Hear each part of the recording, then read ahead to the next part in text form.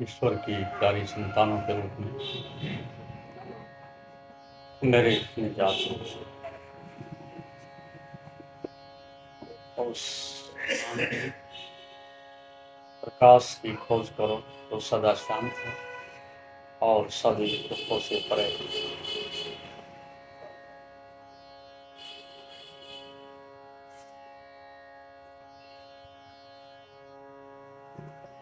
उस आंतरिक प्रकाश की खोज के लिए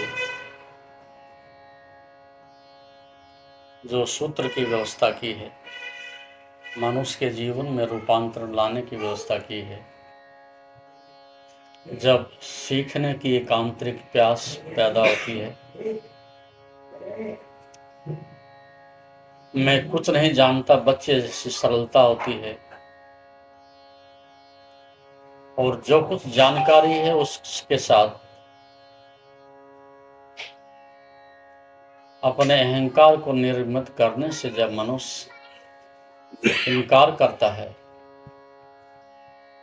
और एक आंतरिक रूपांतरण के लिए झुकने की क्षमता अर्जित करता है, तब शिष्यत्व का जन्म होता है।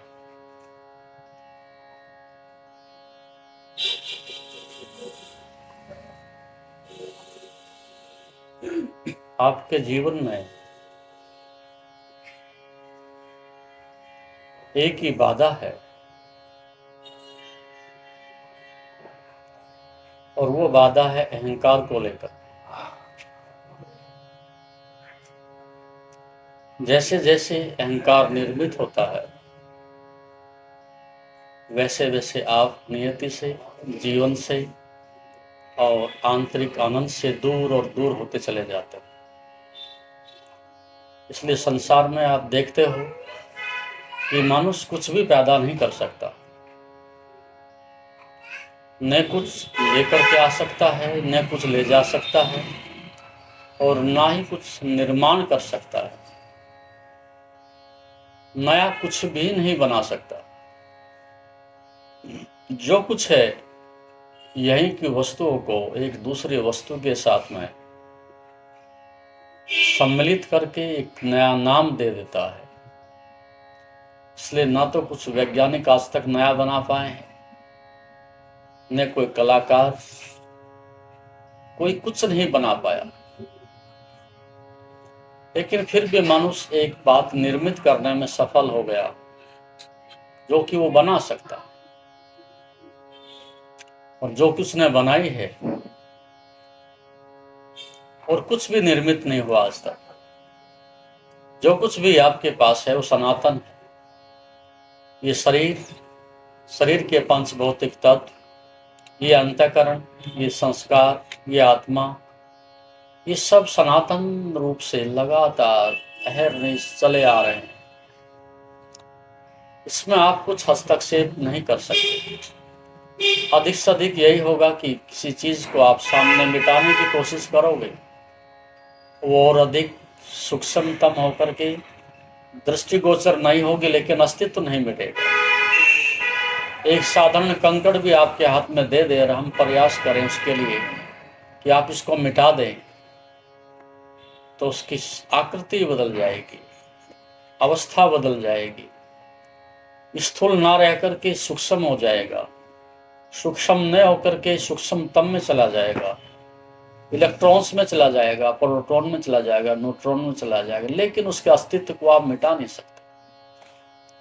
एक कंकड़ तक को आप नहीं मिटा सकते, तो आत्मा के मिटने का तो कोई उपाय ही नहीं है। लेकिन एक बात हम निर्मित कर सकते हैं, और वो हमने की है कि मनुष्य अहंकार निर्मित कर सकता है।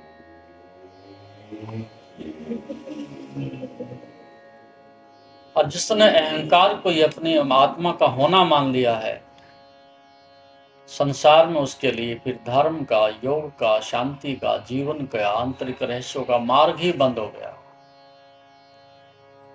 और आप में से अधिकांश दुर्भाग्य से इसी प्रकार से इस मूढ़ता से ग्रसित हैं कि अपने अहंकार को ही आपने अपना होना मान लिया है। अहंकार को ही अपनी अस्मिता, अपना अस्तित्व आपने बना लिया है। और इसी कारण जितना आप अहंकार का अनुगमन करते हैं, उतना ही स्वयं के केंद्र से और दूर भटकते चले जाते हैं। तो यदि आज सारी सृष्टि इस प्रकार से दुखी है, विपन्न है, अपंग है, तो उसके पीछे और कोई कारण नहीं है, एक ही सीधा सा कारण है। यदि दुख है तो निश्चित रूप से एक बात तो निश्चित 100% आप कह सकते हो, अंधेरे के अंदर भी खड़े होकर के, कि दुख बिना अहंकार के पैदा नहीं हो सकता। दुख की पराकाष्ठा का नाम ही अहंकार है। दोनों जुड़वा भाई हैं। जहां दुख है वहां अहंकार है, जहां अहंकार है वहां दुख है। तो जब कभी भी आप दुख पाते हैं, किसी भी दृष्टि से पाते हैं, तो उसके नीचे आप धीरे धीरे यदि जाओगे और गहराई में जाओगे तो ये बात निश्चित रूप से पाओगे कि वहां कहीं ना कहीं आपका मैं, आपका अहंकार उसका कारण बना हुआ है। उसके बिना दुख नहीं दिया जा सकता और आप दुख नहीं पा सकते।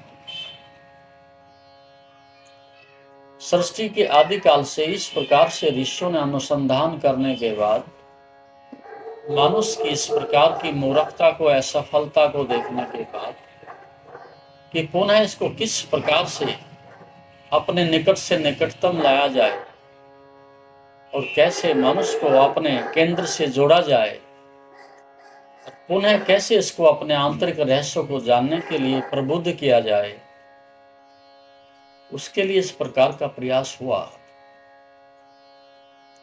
यही योग का अनुशासन है। उस अतीत की बहुत लंबी श्रृंखला जिसमें कि धीरे धीरे पारदर्शिता आते आते एक ऐसी अवस्था तक मनुष्य को ले आ जाता है, जैसे कि आप किसी पत्थर को घिसते हैं तो घिसते घिसते वो दर्पणवत होने लगता है।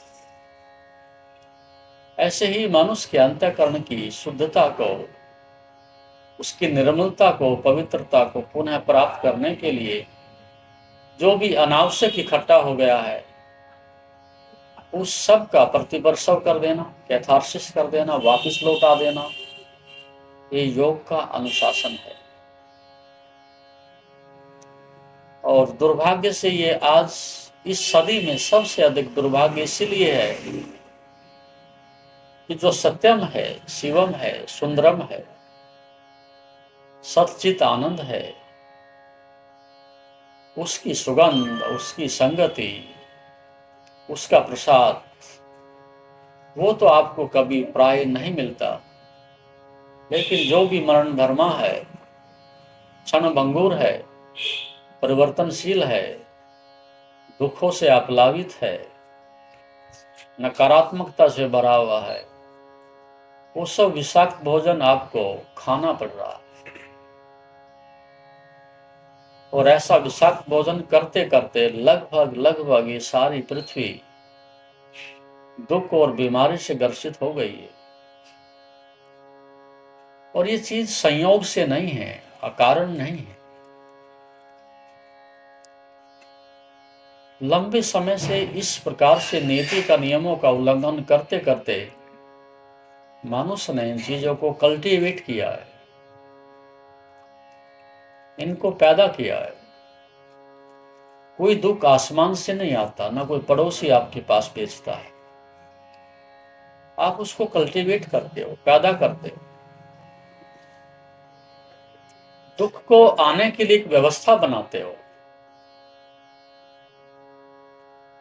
इस भ्रांति में मत रहना कि दुख कहीं आसमान से आया है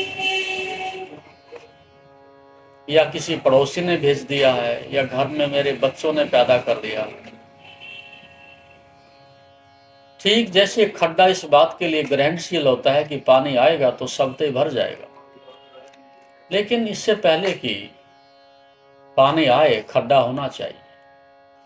इससे पहले कि दुख आपके अंदर प्रवेश करे, दुख को ठहरने के लिए एक ऐसी नकारात्मक ऊर्जा, आपके अंदर चाहिए कि ताकि चुंबक की तरह से तत्क्षण उसको आते ही घेर ले, चिपक जाए।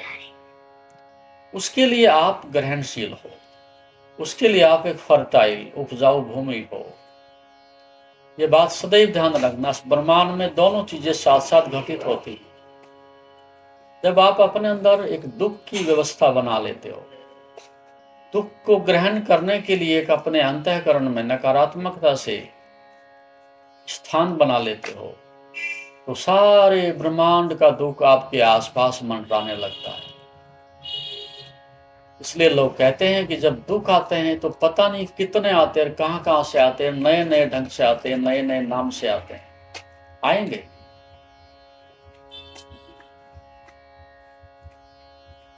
एक चुंबकीय आकर्षण पैदा हो जाता है उसके साथ। इसलिए ध्यान के ऊपर, साधना के ऊपर, आध्यात्मिक जीवन के ऊपर अनुसंधान करते करते ये बात समझ में आई है कि जैसे आप अध्यात्म की यात्रा के लिए निकलते हो तो शुद्धता उसका पहला चरण है। आपकी ऊर्जा की शुद्धि हो उसका पहला चरण है। यदि ऊर्जा की शुद्धि नहीं होती और अशुद्ध अवस्था में ही आप ध्यान की प्रक्रिया को अपनाने की चेष्टा करते हो, श्रेष्ठतम की जगह नहीं बनी और श्रेष्ठतम का आह्वान करते हो, देवत्व आपके अंदर नहीं है और देवता को आमंत्रित करते हो, ब्रह्म को आपके सिंहासन पर विराजने की जगह नहीं है और ब्रह्म को आप आमंत्रित करते हो या गुरु को आमंत्रित करते हो, तो आप निश्चित रूप से असफल होंगे। कितनी बार आपकी शिकायत देखने को मिलती है कि हम करते बहुत हैं, मिलता कुछ नहीं। लौट लौट करके इसके विपरीत ही आता है। गुरु के पास जाते हैं तो शांति नहीं मिलती, मंदिर जाते हैं तो शांति नहीं मिलती, दान देते हैं तो शांति नहीं मिलती, नहीं मिलेगी। योग इस बात के लिए बहुत पहले ये बातें सिद्ध कर चुका है कि परिवर्तन परिधि पर नहीं होना चाहिए, परिवर्तन आपके केंद्र में होना चाहिए, आपके अंतःकरण में होना चाहिए, बाह्यकरण में नहीं, इंद्रियों में नहीं, अंतःकरण में होना चाहिए। और अंतःकरण में परिवर्तन होते ही फिर समस्त ब्रह्मांड की जितने भी श्रेष्ठतम ऊर्जाएं हैं वो सब ठीक ऐसे ही जैसे कि सूर्य की बहुत सारी रश्मियां निकलती हैं, लेकिन अंतोगतवाद सूर्य अस्त होते होते ही उसमें आकर के पुनः समाहित हो जाती है।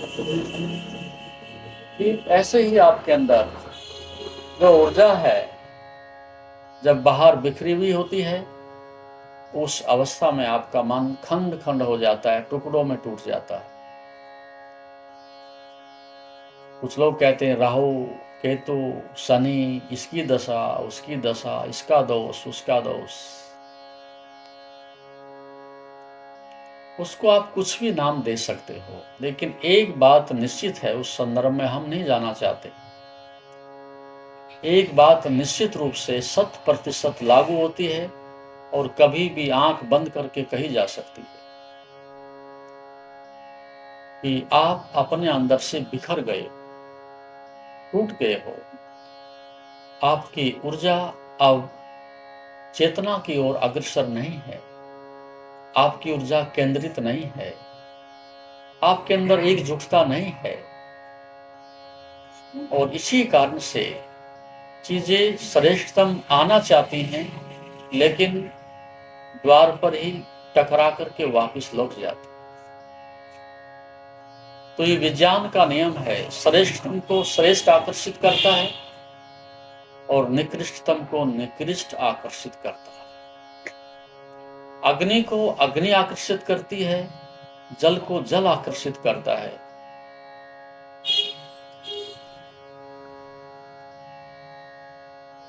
इसलिए यदि आप अपने अंतःकरण में रूपांतरण करने की कीमिया कला विकसित कर लेते हो तो उस अवस्था में निश्चित रूप से इस समस्त ब्रह्मांड के लिए आप एक ग्रहणशील सुपात्र बन जाते हो।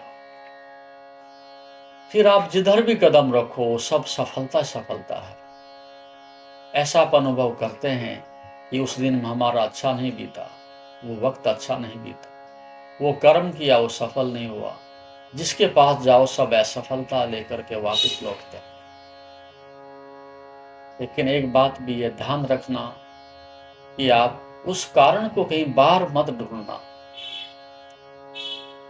अपने अंदर ही ढूंढने की कोशिश करना। जब बहुत आप खिन्न होते हो, उदास होते हो, अराजकता में होते हो और सुबह उठते ही आपकी ऊर्जा क्षीण होती है, ठीक से विश्राम भी नहीं मिलता और नकारात्मकता आपको घेरे रहती है, छोटी छोटी बातों पर क्रोध आता है, प्रतिक्रिया होती है, ऐसी स्थिति में असफलता चारों तरफ से आपके मंडराने लगती है, जैसे कि मरी हुई लाश के ऊपर चील कौवे आते हैं।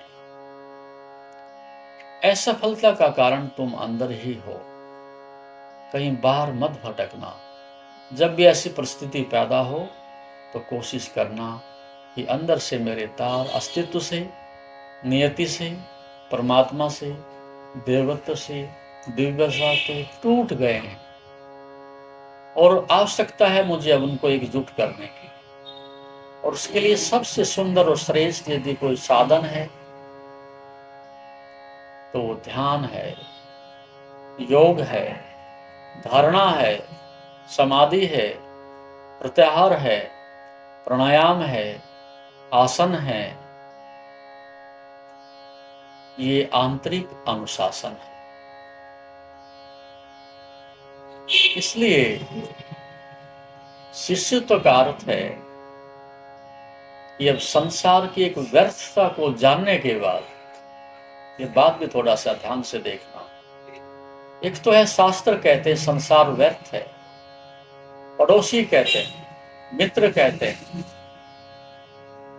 संसार की व्यर्थता को जानने के बाद जब सार को सार की तरह से जानने की आपके अंदर भूख पैदा हो, तब आप शिष्यत्व की ओर वापस लौटते हो।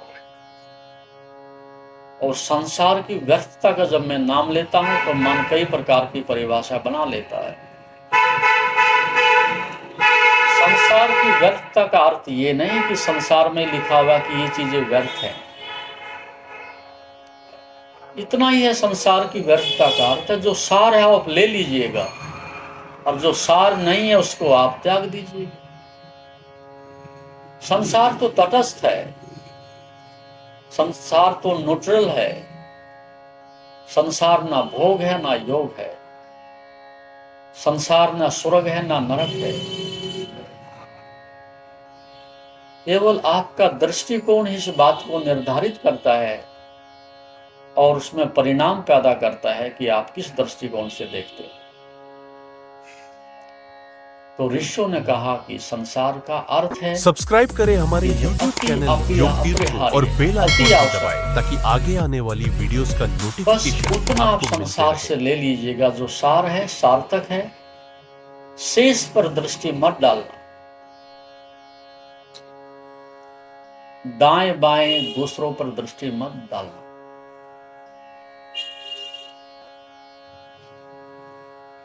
किसी अन्य के धन की आकांक्षा मत करना।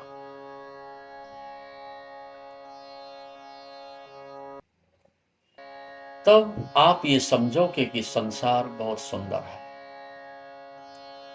भगवान पतंजलि ने उसके लिए कहा है कि प्रकाश क्रिया स्थितिशीलम भूत इंद्रियात्मकम भोग अपवर्गार्थम दृश्यम। ये सत्य, रज और तम की जो व्यवस्था है संसार में, ब्रह्मांड में, त्रिगुणात्मक प्रकृति में, उसके अंदर जो संतुलन ढूंढ लेता है वो त्रिगुणों से, माया से, संसार से मुक्त हो जाता है। इतना सतोगुण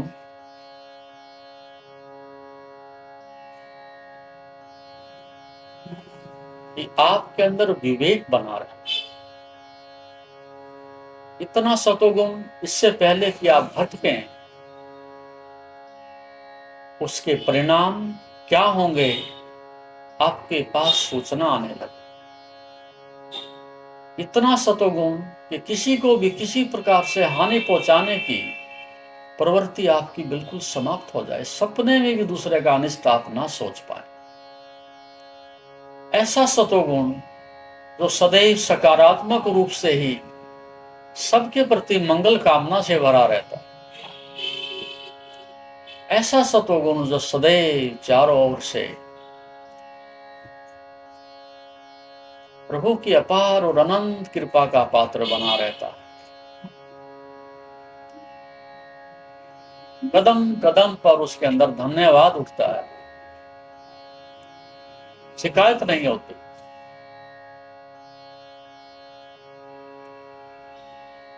इस प्रकार के सतोगुण से जिसका अंतःकरण बराबर भरा हुआ है, उसके जीवन में कोई निराशा नहीं होती, कोई दुख नहीं होता, कोई असफलता नहीं होती। ये बात भी अच्छी प्रकार से सोचना, यदि कोई सफल हुआ है तो स्वयं को जानकर के सफल हुआ है। इस ब्रह्मांड में आज तक बाहर कोई भी सफल नहीं हुआ। आप इस बात की भ्रांति में निश्चित रूप से रहते हो, वो आदमी अमीर हो गया, सफल हो गया, उस आदमी को इतना बड़ा पद मिल गया, राष्ट्रपति प्रधानमंत्री बन गया, जीवन सफल हो गया, उस व्यक्ति ने इतने लोगों को जीत लिया, सफल हो गया, उसे इतना बड़ा भवन और गाड़ियां और सुंदर स्त्री मिल गई, सफल हो गया। और अपने बच्चों को भी फिर आप इस बात की सलाह देते हैं, प्रेरणा देते हैं, बाध्य भी करते हैं कि सफल होकर के दिखाओ, सफल होकर के दिखाओ। लेकिन ध्यान रखना, जिनका अंत मरघट में होता हो वो कौन से सफल हुए होंगे। मौत ही इस बात का प्रमाण है कि तुम्हारी जिंदगी में कुछ था या नहीं। मौत ही इस बात का निर्णय करती है कि तुम सफल थे या नहीं। तुम्हारे जीवन के अंतिम क्षण इस बात को निर्धारित करते हैं कि तुम्हारे पास जीवन भी था कि नहीं।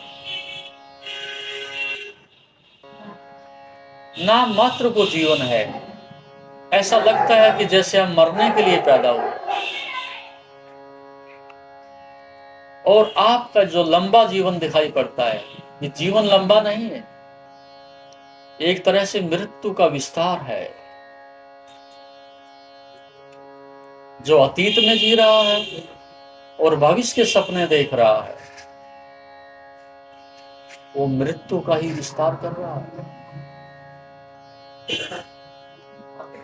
वो सफल नहीं, वो केवल मृत्यु का विस्तार कर रहा है। और जितने सफलतम आदमी संसार में, इतिहास में आप देखते हो और सुनते हो इतिहास में, वो सब इसी प्रकार की मूर्खता से भरे हुए लोग हैं कि दूसरों को जीत लेंगे, सफल हो जाएंगे, दुनिया को बदल देंगे, सफल हो जाएंगे, कुछ करके दिखा देंगे, सफल हो जाएंगे। कितने दिन चमकेगा ये चांद, कितने दिन चमकेगा। तूफान आते हैं और चले जाते हैं। इस प्रकार के तथाकथित कितने लोग आए हैं, लेकिन अखबार की छोटी सी कटिंग में और एक कोने में कहीं पता चलता है सिकंदर चला गया, हाहाकार करता हुआ चला गया, अपने घर तक भी नहीं पहुंचा, रास्ते में दम तोड़ गया। कितने भूतपूर्व लोग, भूतपूर्व राष्ट्रपति, भूतपूर्व प्रधानमंत्री, भूतपूर्व कर्नल, जनरल, पता नहीं कितने लोगों के नाम के पीछे भूतपूर्व लग चुका है। सब भूतपूर्व हैं, वर्तमान कुछ भी नहीं होता। और जिसके पीछे आगे भूतपूर्व लग गया है, वो सफल कैसे उसको तुम कह सकते हो।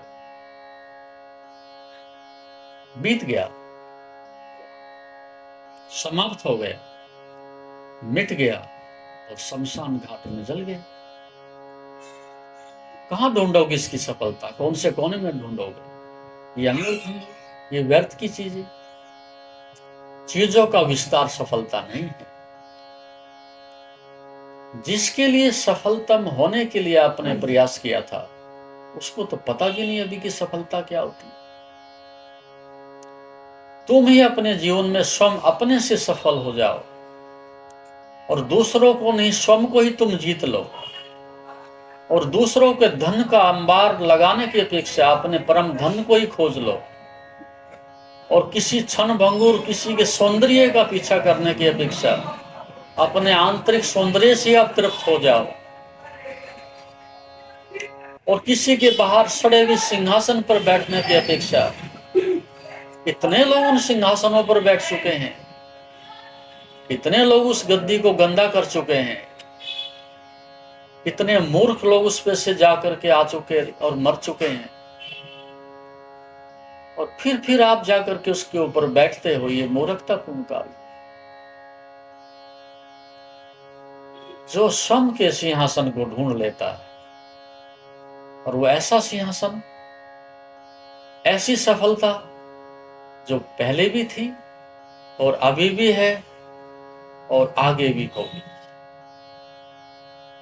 जो शाश्वत है वो सफल है।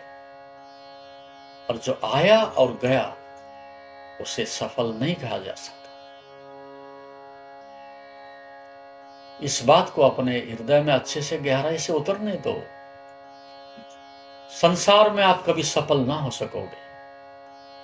सबके हाथ असफलता ही लगती है, और मृत्यु इस बात में आपको नग्न कर देती है, छिपने नहीं देती। आप गिड़गिड़ाते हो, रोते हुए जाते हो, हाहाकार मचाते जाते हो। 1 साल और जी लेते, एक वस्तु और बढ़ा देते, एक संतान का मुख और देख लेते, एक भवन और खड़ा कर देते। क्या ऐसा आदमी सृष्टि में कभी आपने पढ़ा, सुना, देखा, जिसने अंतिम समय भी कहा हो, हे प्रभु तेरी अपार कृपा, मुझे तृप्त होने का अवसर दिया, मैं तृप्त जा रहा हूं संसार से, कुछ भी नहीं चाहिए, और जो आपने दिया उसके लिए मेरे पास कोई शब्द नहीं। आपका अमृत खूब बरसा और मैंने खूब पिया, आपके प्रकाश में खूब स्नान किया, सराबोर हुआ, और आपने ऐसा अंधकार मिटाया कि मैंने कभी अमावस्या नहीं देखी। मेरी जिंदगी में हमेशा पूर्णिमा रही, कोई असफलता नहीं देखी, कोई निरादर नहीं देखा। इसलिए सफलता कहीं बाहर नहीं, सफलता का केंद्र तुम्हारे अंदर है। और जो अपने जीवन में और अपने अंदर सफल हो गया, फिर उसके लिए संसार और निर्वाण दोनों एक हैं। इस बात को भी समझ लेना। कृतार्थम प्रति नष्टम अपि नष्टम तदन्य साधनत्वात्।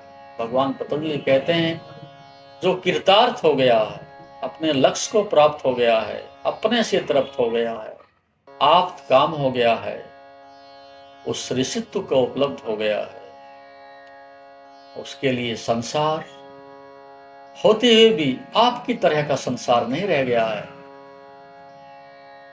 उसके संसार में और मोक्ष में कोई अंतर नहीं, क्योंकि संसार आपने नहीं बनाया, एक पत्ती भी आपने नहीं बनाई। ये सब कला कृति सब उस प्रभु की है, और कलाकार से उसकी चित्रकारी को अलग नहीं देखा जा सकता। यदि परमात्मा आनंद है तो उसने संसार को भी आनंद से ही बनाया होगा।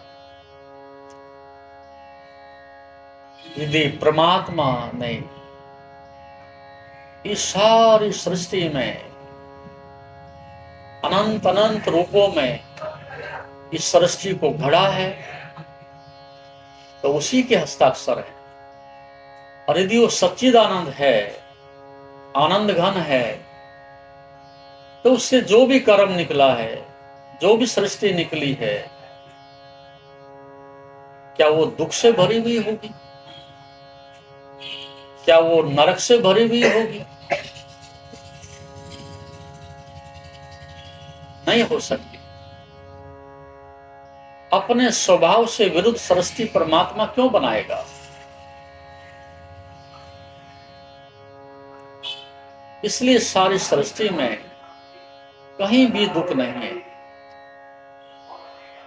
मनुष्य दुख निर्मित करने की क्षमता अर्जित करता है।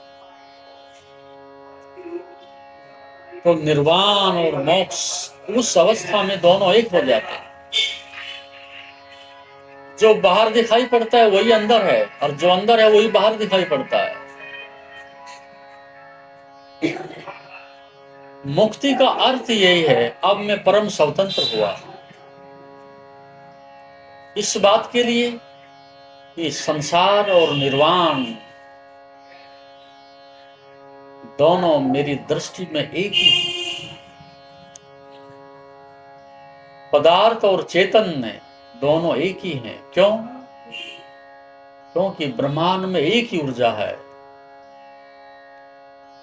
और ऊर्जा जब नाना रूप में दिखती है तब उसे हम सृष्टि कहते हैं, और जब वो नाना रूप से परम स्रोत की ओर वापिस लौट जाती है तब उसको हम ब्रह्म कहते हैं। तो प्रकाश क्रिया स्थिति शीलम, प्रकाश क्रिया स्थिति, जब वो त्रिगुणात्मक तीन गुणों में वो चीजें वर्तती हैं तब उसको हम सृष्टि कहते हैं। तो उसमें तीन तत्व सृष्टि में प्रकट होते हैं। प्रकाश जो मनुष्य के ध्यान का, आनंद का, मोक्ष का मार्ग प्रशस्त करता है, और क्रिया, क्रिया का अर्थ है कर्म करने की क्षमता आपको दी जाती है, आजीविका अर्जित करने की शक्ति दी जाती है। कितना दौड़ना है संसार में, इस प्रकार की क्षमता रजोगुण से आती है। लेकिन यदि आप दौड़ते रहें और विश्राम करना भूल जाएं तो आप मूढ़ हो, पागल हो। यही सजा है मनुष्य के लिए। और आप में से अधिकांश ऐसे दुर्भाग्यशाली लोग हैं, एक बार दौड़ना आरंभ किया और दौड़ते ही चले गए, और कहां रुकना है ये तुम्हें नहीं पता। तो फिर ये जिंदगी का सार तुमसे दूर चला जाएगा। विश्राम ही खो गया तो फिर आनंद कहां, शांति कहां। तो आज दुनिया में इतना रजोगुण है, इतनी क्रियाशीलता है कर्म की, कि जिसके कारण से आप भटक गए हो और अपने से बहुत दूर निकल गए हो। रज का इतना ही अर्थ था कि एक किनारा मेरा केंद्र से जुड़ा रहे और दूसरा किनारा कर्म से और निष्काम कर्म से जुड़ा रहे। एक किनारा इंद्रियों का इस बात से जुड़ा रहे कि आजीविका पूरी हुई, बात समाप्त हुई, शेष जो बचा है उसका उत्सव मना सकूं, उस संपदा को ध्यान में और आनंद में परिवर्तित कर सकूं। पर्याप्त ऊर्जा बची है, उसमें विश्राम कर सकूं। तो जो ये जानता है कि मुझे कहां रुकना है वो सदा सुरक्षित है, और जो ये नहीं जानता कि कहां रुकना है वही दुखी है। तो योग ये संतुलन देता है कि इतनी सारी सृष्टि है, पक्षी उड़ान भरते हैं इसलिए कि आज का भोजन बस इस शरीर को पोषण दे जाए, मिल जाए। कल की बात वो नहीं सोचता। पौधे हैं, जड़ों से उतना ही जल लेते हैं जितना आवश्यक है, कल होगा कि नहीं होगा उसकी चिंता नहीं करते। जानवर आज का भोजन मिल गया, आराम से नींद लेते हैं, विश्राम करते हैं। लेकिन जिस प्राणी को, मनुष्य को आप बुद्धिमान, शिक्षित, धार्मिक कहते हो, क्या वो वैसा विश्राम ले पाता है जैसे एक जानवर विश्राम करता है? एक पक्षी विश्राम करता है, देखा आपने कभी? कितनी शांत अवस्था में कभी गौ माता को देखना, कभी पक्षियों को देखना, कभी नन्हे से छोटे बच्चों को देखना जो अभी संसार से नहीं बिगाड़े गए हैं। परम तृप्ति, बड़ी शांत अवस्था है। लेकिन जिसको आप कहते हो बड़ा शिक्षित, बड़ा पदाधिकारी, बड़ा आदमी, नींद उसे नहीं आती, भूख उसे नहीं लगती, विश्राम उसे नहीं मिलता, चैन उसे नहीं मिलती, इसे क्या बड़ा कहोगे? सजा भोग रहा है 24 घंटे। तो इस सदी में जिसको कहते हैं हम शिखर पर हैं, मनुष्य ने जीवन की मूलभूत आवश्यकताएं जो उसकी थी वो भी खो दी। कई बार एक भिखारी को देखकर के सम्राट को ईर्ष्या होती है, यहाँ इतने बड़े महल में इतनी संपदा के बीच में भी नींद नहीं आती, और ये चारों तरफ व्हीकल चल रहे हैं, इतना आवाज शोर शराबा हो रहा है, और फुटपाथ पर पड़ा है, खराटे लेके सो रहा है।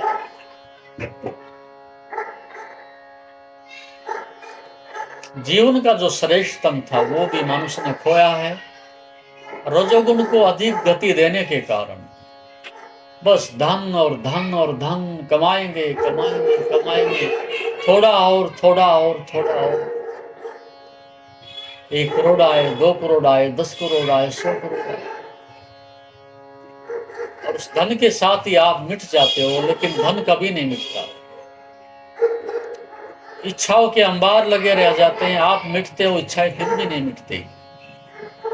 आप सोचते हो कि आप चले जाओगे, इच्छाएं मिट जाएंगी, वो इच्छाएं या तुम्हें अगले जन्म में लेकर के जाएंगी। इस जन्म में जिन इच्छाओं के कारण आपने नरक पाया है, दुख पाया है, उसी जहर को आप सूक्ष्म शरीर में अगले जन्म में लेकर के जा रहे हो। इसलिए आंख खुलते ही दुख आरंभ हो जाएगा, दौड़ आरंभ हो जाएगी, ये मूर्खता आरंभ हो जाएगी, ये मूर्छा फिर तुम्हें वहीं घेर लेगी। इसलिए पैदा होते ही, उस बीज के अंकुर आते ही आपके जीवन में फिर उसी प्रकार के दुख के ग्रहण। कहते हैं पता नहीं, कुछ किया नहीं, अभी जन्म ही लिया है, बीमारी भी आ गई, अभी जन्म ही लिया है, गरीबी भी आ गई, लेकर के आए।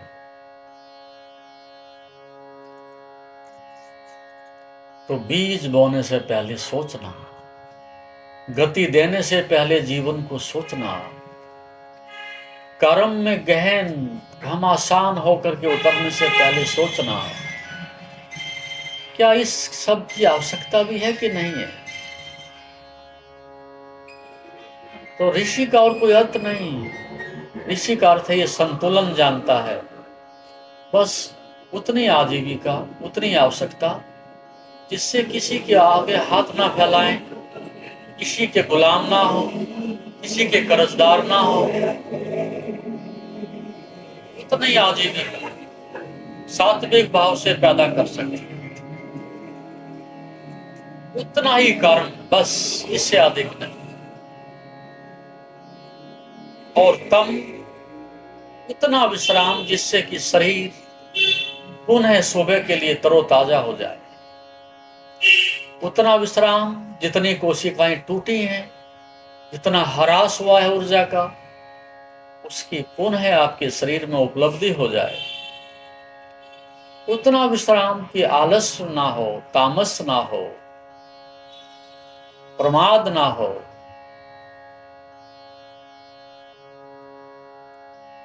तो संतुलन बनता है। इसलिए आप बिना तामस के भी नहीं रह सकते, बिना रज के भी नहीं रह सकते। सब्सक्राइब करें हमारे YouTube चैनल योग तीर्थ को और बेल आइकॉन भी दबाएं ताकि आगे आने वाली वीडियोस का नोटिफिकेशन आपको मिलते रहे। और चाहे कण भर ही हो, बिना सत्य के भी नहीं रह सकते। अधिक तो हो ही नहीं सकता सत्वगुण, लेकिन न्यून से न्यूनतम तो कहीं ना कहीं होगा कि जहां कभी आपको संदेह पकड़ेगा, कभी स्वयं के ऊपर कहीं संदेह आएगा, यात्रा गलत रास्ते से जा रही है, कदम रोकने का भाव होगा, इसको मारूं कि नहीं मारूं, ये विचार भी पैदा होगा। इस व्यक्ति की वस्तु को छीनूं या ना छीनूं, ये चोर के मन में भी भाव होगा। कहीं ना कहीं कोई विवेक थोड़ा बीच में आ ही जाएगा। तो कई बार लोग कहते हैं जी जीवन में तामस है, ये खत्म हो जाए। यदि तामस समाप्त हो गया तो ये भी ध्यान रखना, आप भी समाप्त हो जाओगे, फिर आप सो ना सकोगे, फिर आप विश्राम ना कर सकोगे। और यदि ऐसा करें महीना 20 दिन के लिए तो आप पागल हो जाओगे। एक सप्ताह के लिए नींद ना आए तो पागल होने लगोगे। इसलिए चिकित्सक भी इस बात को अच्छी प्रकार से जान गए हैं कि बीमारी कोई भी हो, पहली प्राथमिकता चिकित्सक की यह है कि आपको नींद आ जाए, क्योंकि प्रकृति पुनः आपकी कोशिकाओं को नई ऊर्जा प्रदान करती, आपके शरीर को विश्राम देकर के सुबह कार्य करने की क्षमता देती है। और उस विश्राम में आपका लीवर भी विश्राम में चला जाता है, किडनी भी चली जाती है, ब्रेन भी चला जाता है, पूरा शरीर विश्राम में जब जाता है सुसुप्ति अवस्था में, तब आप जब सुबह उठते हो तो एक अलग ही तरह की दुनिया, अलग तरह की अनुभूति होती है। तो तम को अलग नहीं कर सकते, लेकिन कितना तम चाहिए, कितना विश्राम चाहिए, वो संतुलन तुम्हें अवश्य आना चाहिए। किसी की 2 घंटे में नींद पूरी हो जाएगी, किसी की 4 घंटे में होगी। और छोटा बच्चा है जब जन्मता है तो लगभग 23 घंटे सोता है, 22 घंटे सोता है, 18 घंटे सोता है, क्योंकि अब शरीर निर्मित हो रहा होता है, शरीर में तेज से नई कोशिकाएं बन रही होती हैं। तो उन कोशिकाओं को उस विश्राम में बढ़ने के लिए विश्राम चाहिए। इसलिए 35 वर्ष तक की अवस्था तक आपका जीवन शिखर पर होता है, उस समय आपको विश्राम की अधिक आवश्यकता है। बहुत सारी कोशिकाएं टूटती हैं, उनकी मरम्मत के लिए विश्राम चाहिए। लेकिन 35 के बाद रिवर्स गियर लगता है, फिर कोशिकाएं बनती बहुत कम है, लेकिन जो बन चुकी हैं उनकी टूटने की प्रक्रिया बहुत तेजी से बढ़ती है। उसी से आपकी झुर्रियां आती हैं, निस्तेज शरीर होता है, शरीर सिकुड़ता है, शरीर मरता है। एक साथ नहीं मरता, मरने में समय लगता है। 70-80 साल में आते आते दीपक बुझने के कगार पर हो जाता है। इसलिए बूढ़े आदमी को 2 घंटे भी ठीक से नींद आ जाए तो चलेगा, क्योंकि अब नया सृजन कुछ हो नहीं रहा, तो ज्यादा विश्राम की आवश्यकता नहीं। तो कितना विश्राम चाहिए, कितना रस चाहिए, कितनी गति चाहिए संसार में, और कितना सतोगुण चाहिए, अधिक तो कभी होता ही नहीं। जीवन को एक संतुलन में, अर्थात अपने जीवन में कितनी क्या आवश्यकता है, जो जान लेता है वो पंचभूतों से, उनकी पकड़ से, इंद्रियों की गुलामी से मुक्त होकर के मोक्ष का अधिकारी हो जाता है।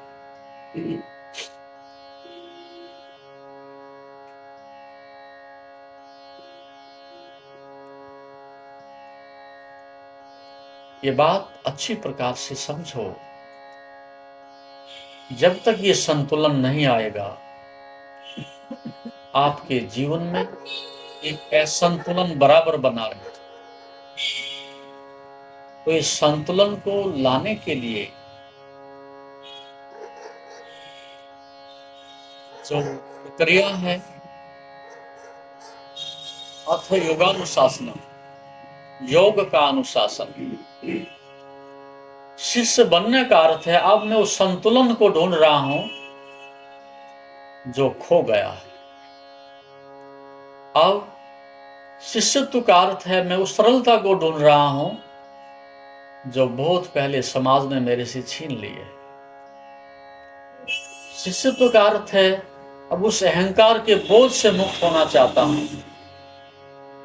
जिसके कारण से मेरी रीढ़ झुक गई है, मेरा बोध कुंठित हो गया है, मेरा विवेक छिन्न भिन्न हो गया है, मेरा आनंद छिन गया है। इसलिए तब होगा जब आप संसार की व्यर्थता को, अपनी मूढ़ता को समझने के लिए सफल हो जाओ। इसलिए उतने तक साधक तराशता जाता है, अपने को तराशता जाता है, अलग करते जाता है, जिससे प्याज की सलक अलग करते जाओ, अलग करते जाओ, अंत में शून्य हाथ में आता है। जो भी आपने अनावश्यक रूप से आधुनिक शिक्षा से, समाज से, परंपरा से, रूढ़िवादिता से, अज्ञानता से जो भी कुछ आपने अनावश्यक इकट्ठा कर लिया है, उस सब की व्यर्थता जब आपको दिखने लगे, उसके साथ जीना आपके लिए मुश्किल हो जाए, तब आप एक शिष्यत्व की ओर, सरलता की ओर, न बढ़े, बालकवत होने की अवस्था में वापस लौटते हो। अकड़ के बहुत देख लिया लेकिन दुख ही पाया, छीन के दूसरों का बहुत देख लिया लेकिन कंगाल ही पाया, और दूसरों से सम्मान पाकर के भी बहुत देख लिया लेकिन अपनी हीनता अंदर से नहीं मिटती।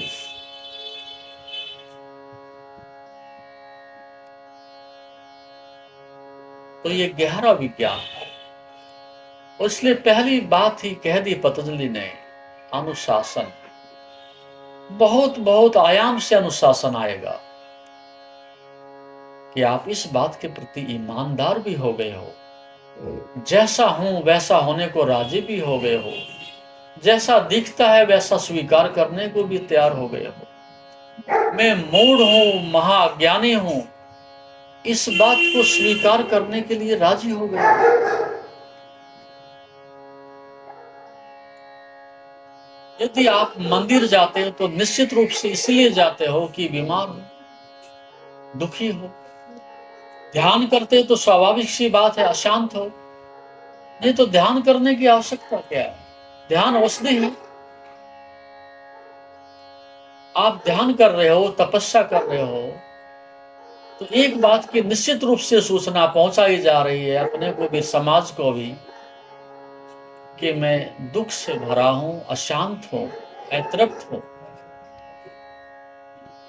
और मैं शांत होना चाहता हूं। तो बीमार तो हैं ही। यदि कोई समाज को छोड़ करके आ जाता है तो कोई आसान नहीं कर देता और कोई बहुत बड़ा त्याग नहीं कर देता। एक व्यक्ति हॉस्पिटल में चला जाता है, बीमार आदमी, तो इस बात का दावेदार नहीं होता कि मैंने बहुत बड़ा महान कार्य कर दिया कि मैं हॉस्पिटल आ गया। आप बीमार थे, औषधि लेने आए हो, इसमें क्या महानता है, क्या तपस्या है? हर एक व्यक्ति मानसिक रूप से दुखी है। वो घर में बैठा है, ध्यान कर रहा है, जंगल में बैठा है, ध्यान कर रहा है, तो सीधी सी बात है, मानसिक रूप से दुखी हूं। पत्नी का त्याग, धन का त्याग, संसार का त्याग, उसका त्याग, इसका त्याग, इस अहंकार को बीच में लाने की जरूरत क्या है? इस बात का श्रेय लेने की मुझे आवश्यकता क्या है कि मैंने बड़ा महान त्याग किया है? बस मैं ज्यादा से ज्यादा एक त्याग ये करना चाहता हूं कि मूर्खता में दुख इकट्ठा कर लिया है और अब तपस्या से दुख को वापस लौटाने के लिए साधना कर रहा हूं। इसमें क्या त्याग किया मैंने? संसार मेरा है नहीं, पत्नी मेरी थी नहीं, बच्चे मेरे हैं नहीं, दुख मेरा है क्योंकि मैंने पैदा किया, और उससे मुक्त मैं ही हो सकता हूं, कोई मुझे मुक्त कर भी नहीं सकता। पत्नी से मुक्त किया जा सकता है, धन से मुक्त किया जा सकता है, पद से मुक्त किया जा सकता है, लेकिन संसार में ऐसा कोई आदमी नहीं, ऐसा कोई विज्ञान नहीं, ऐसी कोई दवाई नहीं जो आपको दुख से मुक्त कर सके। अन्यथा सभी मुक्त हो गए होते, और कोई बुद्ध पुरुष भी मुक्त कर सके ऐसी भी व्यवस्था नहीं तो बुद्ध सबको मुक्त कर जाता, शंकराचार्य सबको मुक्त कर जाते, ऋषि महर्षि बहुत पहले अज्ञान और दुख को मिटा के चले जाते। यहीं आकर के मनुष्य मजबूर है, और यहीं आकर के मनुष्य का अहंकार झुकने के लिए विवश होता है कि मैं सब कुछ कर सकता हूं, लेकिन दुख को नहीं मिटा सकता। और दुख दूसरे से मिट नहीं सकता, क्योंकि दूसरे ने पैदा नहीं किया। अज्ञान कोई मिटा नहीं सकता, दूसरे ने पैदा नहीं किया। बंधन कोई तोड़ नहीं सकता, दूसरे ने बनाए नहीं। आपने ही बनाए हैं और आप ही उसको मिटा सकते हो। जैसा कि आप जानते हैं, शरीर को स्वस्थ और मन को शांत बनाने के लिए योग ही एकमात्र साधन है। जीवन को योगमय बनाने के लिए व योग दर्शन के मर्म को आत्मसात करने हेतु गुरुदेव के आशीर्वचनों को श्रवण करें। उनके द्वारा दिया गया मार्गदर्शन आपके जीवन में सकारात्मक बदलाव लाएगा। अगर आप पतंजलि योग दर्शन सीखना चाहते हैं और इस प्राचीन ज्ञान को अपने जीवन में शामिल करना चाहते हैं, तो हमसे संपर्क करें। हमारे योग सत्र न केवल आपके शरीर को स्वस्थ बनाएंगे, बल्कि आपके मन और आत्मा को भी संतुलित करेंगे। अधिक जानकारी के लिए हमें नीचे दिए गए विवरणों पर संपर्क करें। हमारे साथ इस योग यात्रा की शुरुआत करें और अपने जीवन को शांति और सकारात्मक ऊर्जा से भरें। धन्यवाद। आपका दिन शुभ हो। ओम नमस्ते।